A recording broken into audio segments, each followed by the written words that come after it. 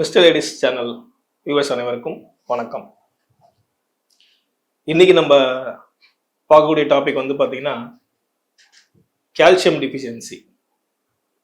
அதாவது ஒரு காலகட்டத்தில் வந்து பார்த்தீங்கன்னா வயசு கொஞ்சம் ஆயிடுச்சு சார், ஏஜ் ஃபேக்டர்னால வரக்கூடிய பிரச்சனைகளை வந்து கால்சியம் டிஃபிஷியன்சின்றது இருந்தது. இன்னைக்கு வெறும் 25 வயசுல இருந்தே ஸ்டார்ட் ஆகுது இந்த கால்சியம் டிஃபிஷியன்சி.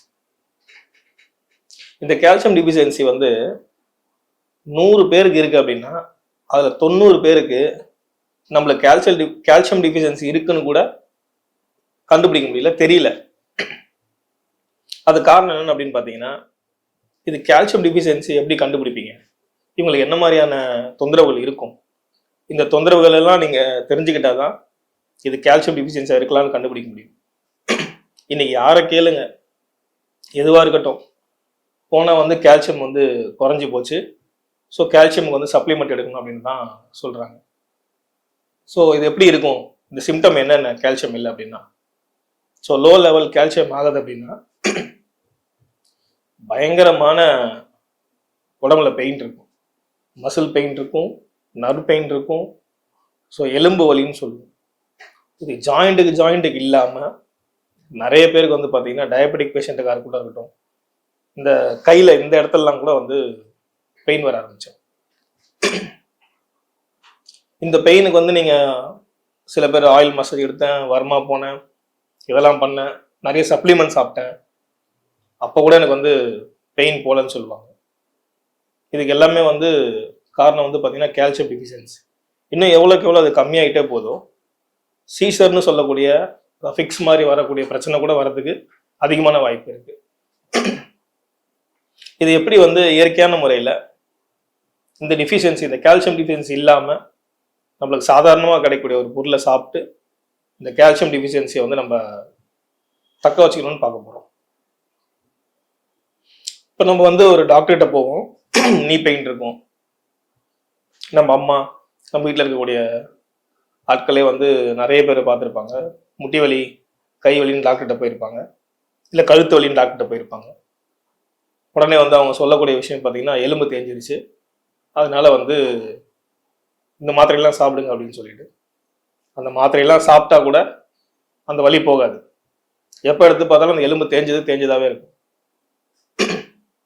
இதை விட ரொம்ப மோசமான வியாதியாக வந்து ஆஸ்டோபோரியாசிஸ்ன்னு சொல்லி எலும்பு தேய்மானம்னு தனியாக ஒரு நோய் இருக்கு. அது வந்து பார்த்தீங்கன்னா ஒரு பிஸ்கெட் மாதிரி வந்து நீங்கள் இப்படி பண்ணீங்க அப்படின்னா எலும்பு உடஞ்சிரும், அந்த அளவுக்கு வந்து ஒரு ஸ்ட்ரென்த் இல்லாத ஒரு போனா மாறிடும். இப்போ இவங்க வந்து எப்படி தான் இதை தக்க வச்சுக்க முடியும்?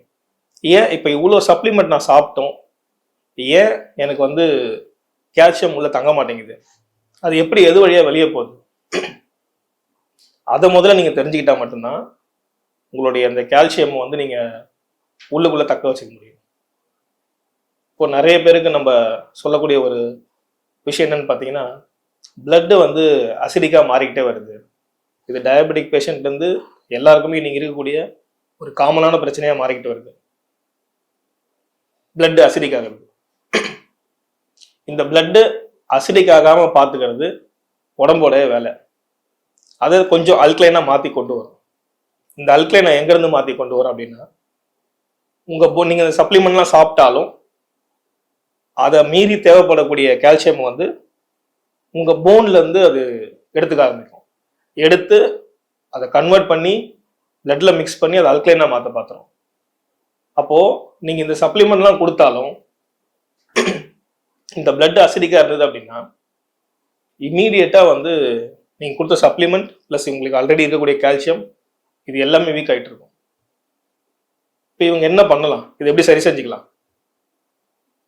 இப்போ இவங்க ரொம்ப முக்கியமாக பண்ணக்கூடிய ஒரு விஷயம் வந்து பார்த்தீங்கன்னா, நம்ம எல்லா வியாதிக்கும் சொல்லக்கூடிய முதல்ல ஒரு பண்ணக்கூடிய விஷயம் பார்த்தீங்கன்னா oil bath.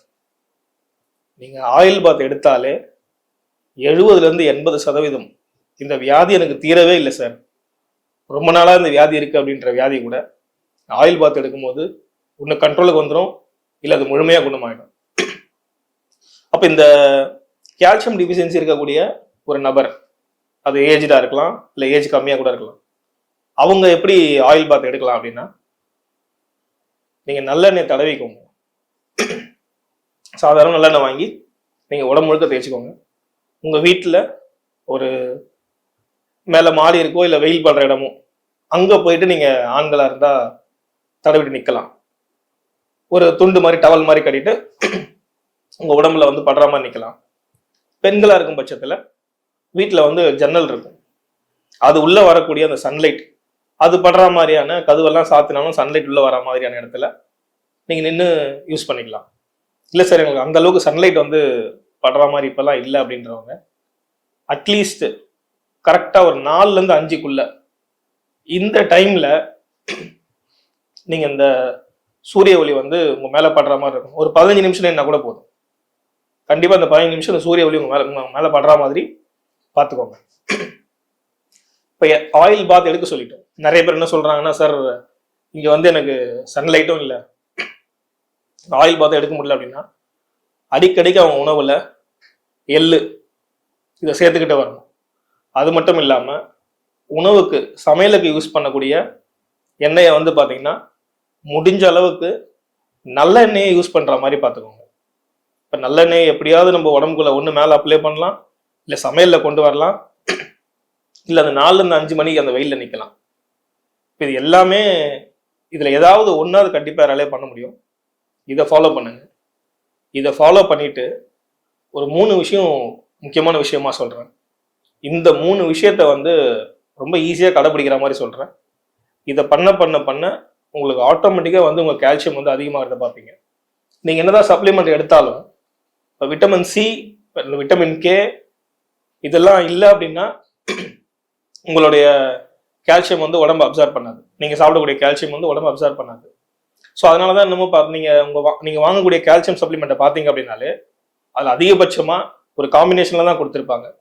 Vitamin C, vitamin K, அப்படி இல்லைன்னா மெக்னீஷியம், இல்லைன்னா ஜிங்க் அந்த மாதிரி. ஏன்னா டாக்டர்ஸ் என்ன பண்ணுவாங்கன்னா, சில பேருக்கு மசிலில் பிரச்சனை வரலாம். நம்ம சொன்னோம் இல்லைங்களா சிம்டம்ஸ், மசிலில் கூட பெயின் வரும் உங்களுடைய கால்சியம் டிஃபிஷியன்சியாக இருந்ததுன்னா. அப்போ அவங்களுக்கு வந்து மெக்னீஷியம் ஆட் பண்ணி உங்களுக்கு மருந்து கொடுப்பாங்க. ஸோ இப்போ நம்ம அந்த 3 விஷயம் சொன்னோம் பார்த்தீங்களா, அந்த 3 விஷயத்த ஃபாலோ பண்ணும்பொழுது இந்த சப்ளிமெண்டெல்லாம் விட அதிகமான கால்சியம் வந்து உங்களுக்கு கிடைக்க ஆரம்பிக்கும். அது என்ன சார் 3 விஷயம் சொல்கிறேன், நோட் பண்ணிக்கோங்க. ஃபர்ஸ்ட் ஒன்று வந்து பார்த்தீங்கன்னா, ஒரு 100 ml மோர் எடுத்துக்கோங்க.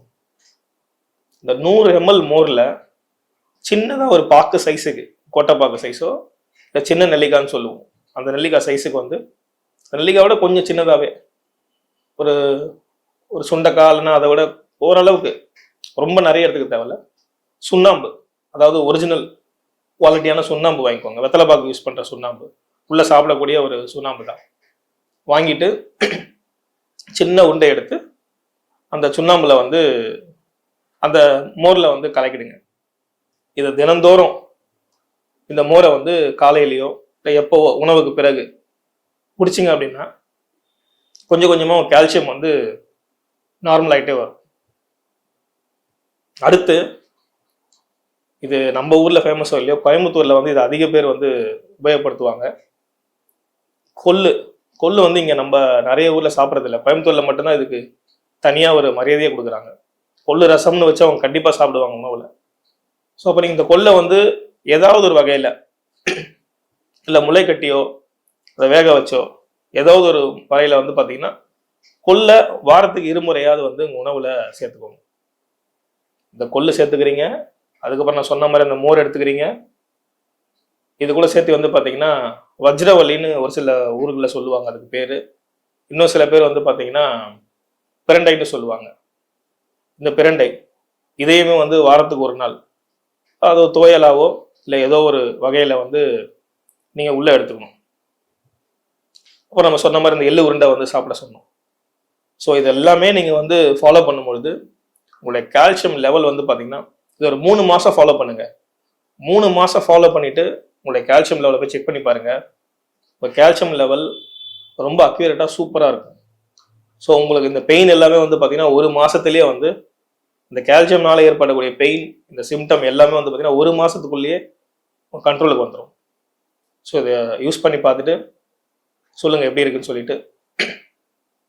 இயற்கையான முறையில் எல்லாருமே ஆரோக்கியமாக இருக்கணும்னு இறைவனை வேண்டிக்கிறேன். நன்றி, வணக்கம்.